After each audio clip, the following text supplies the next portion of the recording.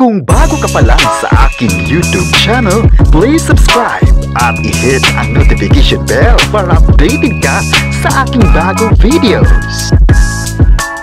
ABS-CBN shows, hindi na nga ba mapapanood sa TV5? Kim Pao, patuloy ang paghariba ng views sa Prime Video. Ang buong detalye, alamin!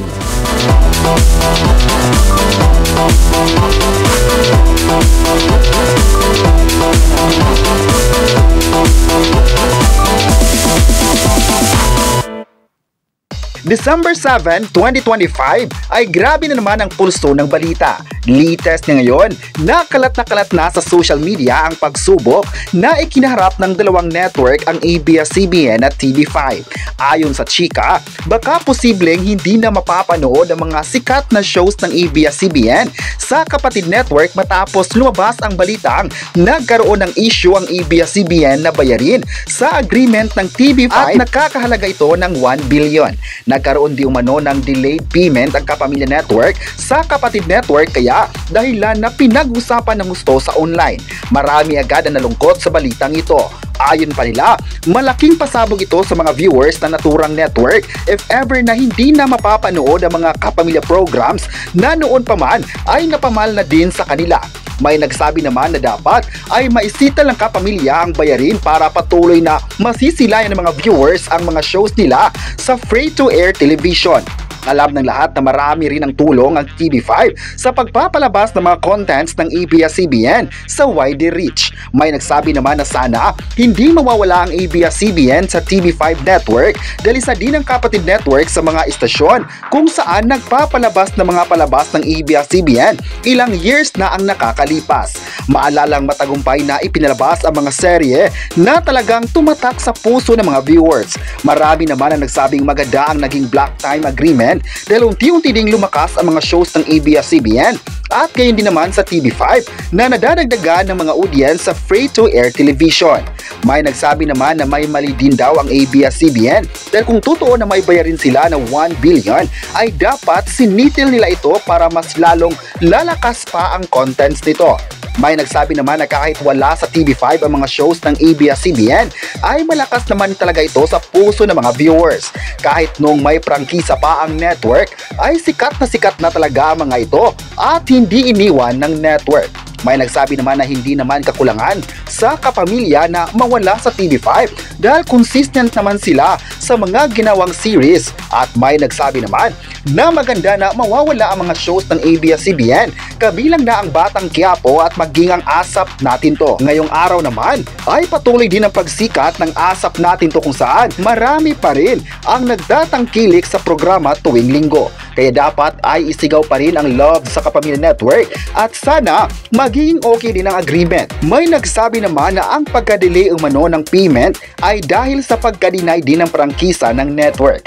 Alam naman ng lahat kung paano nag-a-adjust pa ang network at unti-unting bumabalik sa dati ang growth ng kanilang tahanan. Kaya dapat ay intindihin muna ang mga pagsubok na ito.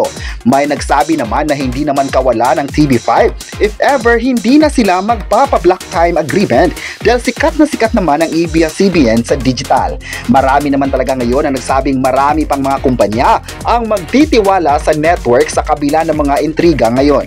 May nagsabi naman na grabe din naman ang pagmamahal ng mga tao sa ABS-CBN mula noon at hanggang ngayon. May nagsabi naman na kahit kailan hindi iiwan ng mga audience ang network dahil nakaukit na ang pagmamahal nila. Tulad na lamang sa pagka-deny ng prangkisa ng network noon ay umaapaw pa ang tiwala nila sa isa't isa. May nagsabi naman na iba talaga ang galing ng ABS-CBN sa pagpapalabas ng mga contents kasi patuloy pa rin na inaabangan ng kanilang mga programa sa TV at maging sa digital kaya isang patunay ito na mas lalong mamahalin ng lahat ang mga upcoming projects nito. May nagsabi naman na sana maayos pa ang issue ng dalawang sikat na network ng bansa at para patuloy pa pa rin ang pagpapasaya ng kapamilya program sa mga viewers ng kapatid. Abang-abang na natin mga kapresko kung ano pa ang mga updates ng ABS-CBN at TV5. Hoping talaga ang lahat na maayos pa ito sa lalong madaling panahon para more shows, more pasabog sa mga audience. Sa kabilang banda naman ay patuloy pa rin ang pag-number 1 sa puso ng mga viewers ang Kim Pao series. Sa ilang weeks na numero 1 sa streaming platforms ay patuloy talagang inaabangan ng lahat ng mga susunod na mga eksena.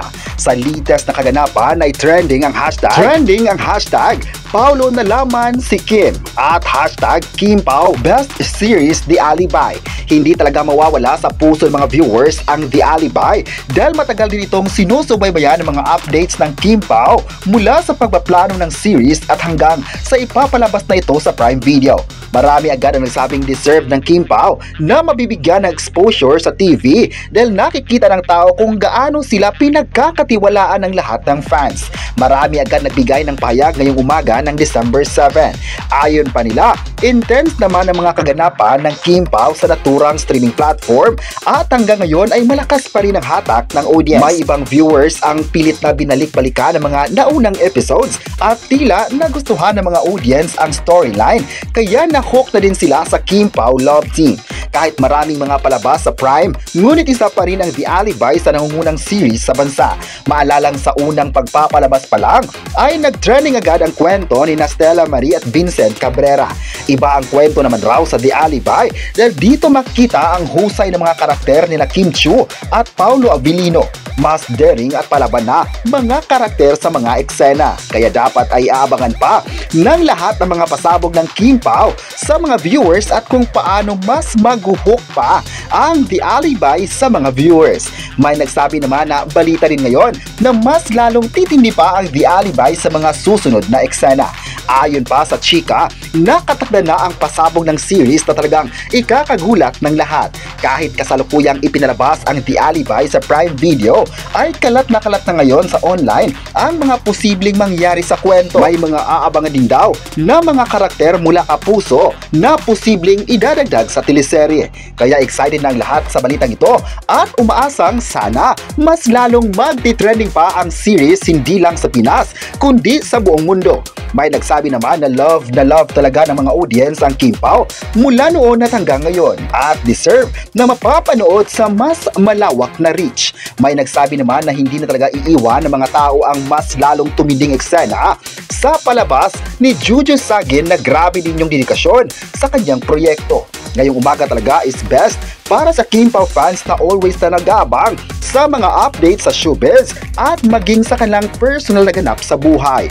May nagsabi naman na mas lalong sisikat pa ang Kim Pao dahil marami sa mga producers abroad ang gustong maka-work sina Kim Chiu at Paula Abilino kaya patuloy lang natin silang susuportahan sa mga proyekto na gagawin nila sa showbiz. Kung ano man ang pagmamahal ng network sa Kim Pao ay gayon din kamahal ng fans ang mga ito. Kayo, ano ang masabi nyo na nagkaroon ng issue ang ABS-CBN with TV5? I-comment na kung sang-ayon ka ba na hindi na mapapanood ang mga kapamilya shows sa kapatid network at huwag kalimutang isubscribe ang ating YouTube channel.